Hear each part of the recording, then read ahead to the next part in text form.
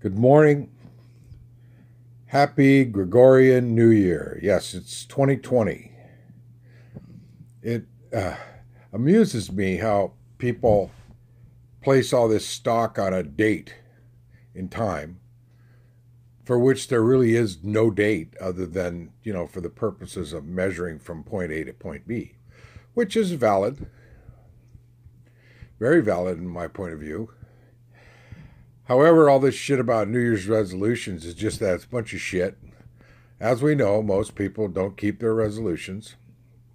As we also know, all the hype that we got 30, 40 years ago about goals and goal setting is bullshit also. There never were any Harvard or Yale studies on goals. There never have been. Goals, yeah, they have some importance in your mind. However, it's better to have an intention and to do the actions that are required for the intention. That's not a goal. It's an intention. So when we set our intentions, and they are realizable, sometimes they're even not very realizable. Sometimes they're not very realistic. However, we don't need to measure that by the SMART process. Sometimes there are things that people think that are improbable, which happen with a great deal of probability. So, we don't know all the factors. We know that math is a predictor sometimes, but not the absolute truth. Now, these are things that many of my associates know and accept as givens. However, the vast majority, 99% of the population, well, maybe 90%, don't know this. They don't know these things. So I come out and I just start to explain this stuff sometimes. Anyway, so I'm resolved not to make any resolutions. I am setting forth on an intention to lose a lot of weight, and I'm going to. I've done it in the past, so it will be done. I can see myself with this weight off and the good health that comes from doing that in a healthy way. Anyway, look at this. Here we go. More narcissism. Let's make ourselves youthful looking and pretty. Oh boy, buy this. So buy this, buy that, buy. Bye-bye. Meanwhile, the world is going bye-bye. The world, the biome of our world is going bye-bye. And it's going bye-bye a lot faster than we had hoped. Of course, many of us just want to, buy into that bullshit that orange-flavored cretin that happens to occupy the White House. We don't need these regulations. We need more business. We need to make more money. More money and more prosperity solves everything. Well, it doesn't. Poverty is not diminishing appreciably. The amount of homeless people is increasing. And now, I don't want to downplay this, but there's about 600,000 homeless. Now, that compared to 320 some odd million who aren't, it isn't a very big number, yet it isn't a good number. It's a bad number. Any homeless is a bad number. However, among those, we have to remember there are people who like being homeless. They don't want to live in the confines of a home. They want to be able to roam and sleep wherever they want to, do whatever they want. A lot of them get government assistance. So if you look at them, they're not starving. Most of them are fairly well fed. The ones that get the GA, the GA and the Social Security and the other government assistance they might get. So they're eating. We don't know what they're eating or where they're eating. I'm not defending them being homeless. What I'm after here is, I think, the real culprit in the country, which is big business, meaning realtors and mortgage companies. Realtors and mortgage companies drive the price of homes up because there is this thing about real estate being the best investment. That's wrong. Real estate really, I've learned the hard way, really probably oughtn't to be an investment, except for, a safe investment. If we're buying real estate and driving up the price of homes, and the price of homes has increased, I've seen last quarter results, 12%. That's not a good thing. That's bad. That means there's 12% of homes that are higher priced. There's a 12% higher price on homes in general in the country. Well, as we can see from the amount of homeless, housing's not very affordable. As we can see for the amount of renters, that home ownership isn't affordable for most of the people. Yeah, there's probably 50 or 60% of people who are buying a home on a mortgage, or there's a percentage of them that actually own the home outright and are just paying taxes and insurance. That's a good thing. Shouldn't it be that way all the way around? Shouldn't homes and a living situation be affordable even for people on the dole? Shouldn't it be? Is there something wrong with that? Well, the only thing wrong with that is that your people in the real estate business and the mortgage business, oh, that's not good for them. They're in it for the profit. Well, if we gutted those bastards out and made home sales and real estate sales a consumer project where a real estate agent is not needed, to where the legalities are made simple enough so people can do it, and that prices are controlled and fixed, so people who have to buy a $200,000 home that's really only worth about 20, only have to spend 20, then maybe we would have something.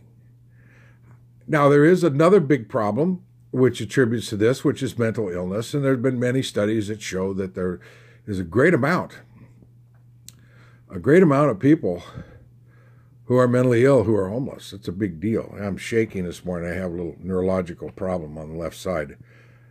Probably actually on the right side due to head injuries and so forth. There we go.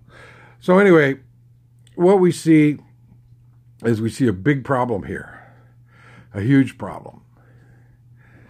Because Reagan, as you know, turned people out of institutions, mentally ill out of institutions, because, he didn't think we need to pay for that.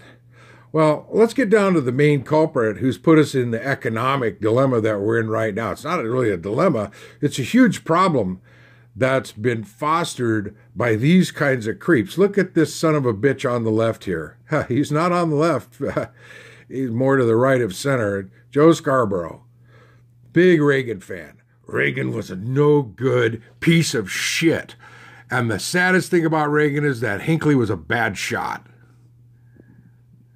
But then we would have had old man Bush, who was deeply corrupted into the intelligence community and the shards of the Cold War and what was going to come in the next war, or the next series of wars. We haven't been out of wars forever and a day. We've been in war and more war.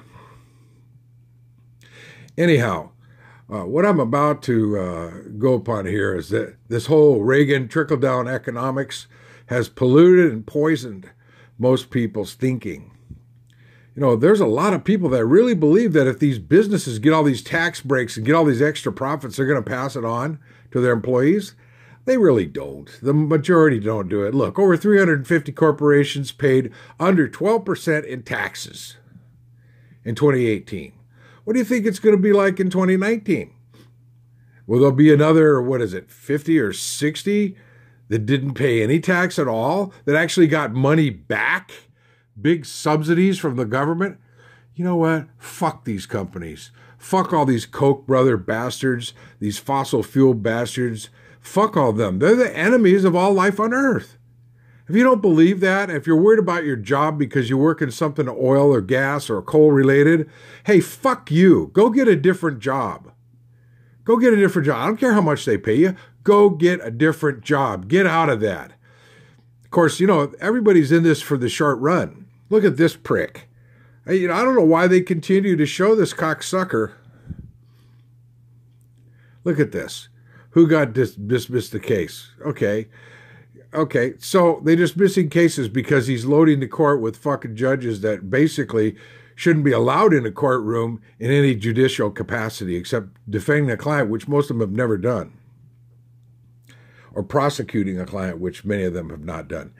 So we have this vast, corrupt piece of shit who's actually blatant about it. He's overt. His corruption is overt. And he's like, it's okay because I'm the boss.